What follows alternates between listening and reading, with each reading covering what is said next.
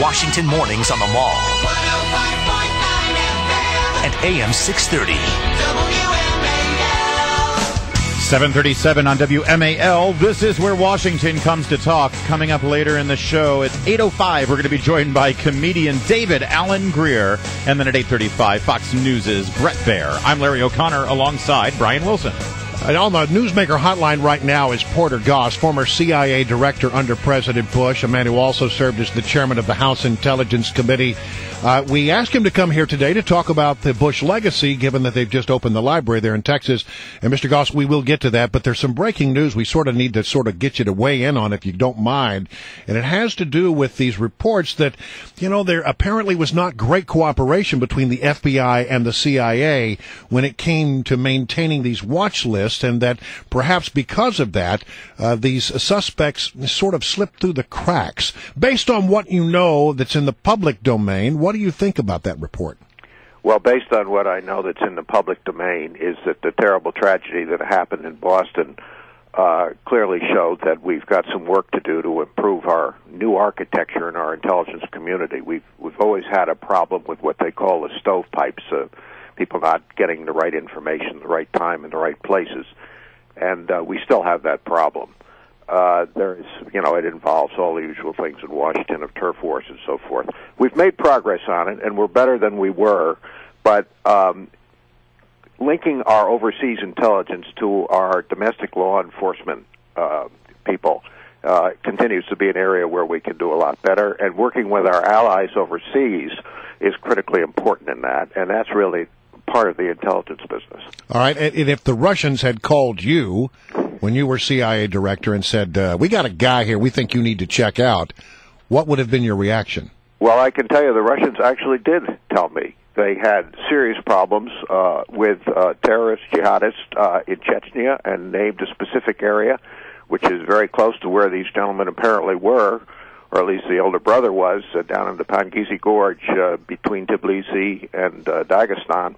Very rough terrain area, and very, very much an open revolt to the Russian leadership, where a lot of the problems, the terrorist problems the Russians have experienced, emanate from. We did talk about this about 10 years ago. I remember distinctly with Secretary Rumsfeld, the Defense Department, the Defense Secretary from Russia, who's over here, I think it was Sergei Ivanov, and this very subject came up. I think it was the one thing everybody agreed on. We had a problem in that area we had better pay attention to. Huh. Well, and given that, Porter Goss, I mean, we had this guy in custody since Friday night. We interviewed him for 16 hours before he was read his rights, and then apparently he clammed up. And yet we've got the vice president saying, these guys were just knockoff jihadis, and we have the administration saying there were no ties overseas. Given what you know about Chechnya, given what you knew as CIA director, is it premature to close the book on the suggestion that these two had some sort of training, especially given the complexity of the bombs that they used?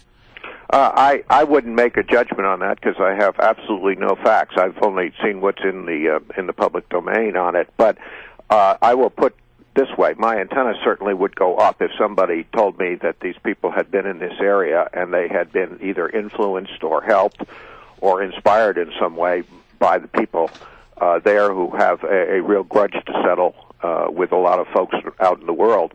I didn't think that grudge went as far to the United States as apparently as it did, but the truth is, as horrible as Boston was, it is a reminder that there are people who want to hurt us out there. Well, there is a radical movement out there that is determined to kill innocent people and do it in this kind of a way. And it's a wake-up call, and I think most of us in the intelligence business for years have been hoping that this would never happen, but always expecting that someday it would, because it's almost impossible to defend 100% against. The homegrown aspects of it are very difficult to deal with, given the fact we're in a free, democratic, open society, and we don't want to trample on anybody's rights. That balance between rights and protection is the subject of a great debate in our country, and it's going to go on for a while because these people are going to be here, they're going to try this again, and we are going to see the kind of thing we saw when we had the Washington sniper out and about, where the first reaction was, well, we have to take care of their due process and rights. That quickly changed to, catch them. We don't care how you do it.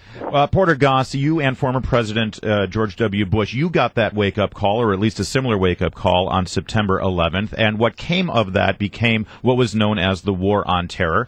Now that we've opened the Presidential Library down in Texas this week, it seems like President Bush's legacy linked specifically to the War on Terror and the reaction to 9/11 seems to be the hottest topic for revisionism right now on both sides of the ledger. I wonder if you could reflect on that and talk about some of the lessons that were learned, and unfortunately, in light of what happened last week in Boston, what lessons maybe have gone unlearned by some areas of our government.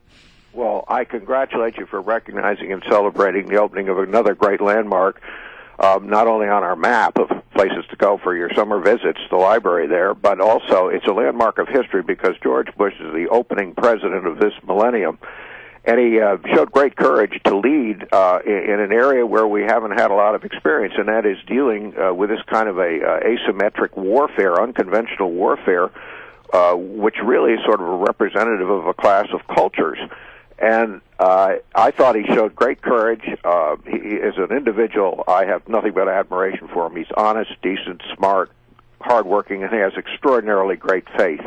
And most of all, he understood that the United States of America is the greatest force for good in the world, and he had the courage to apply some of that force to some of the problem areas that nobody else was willing to do. And I do think that that will be his legacy. And I certainly think that, as Laura Bush has said, the centerpiece is that twisted remnant of the 9/11, which will always serve to remind us that these folks are out there and that we have work to do.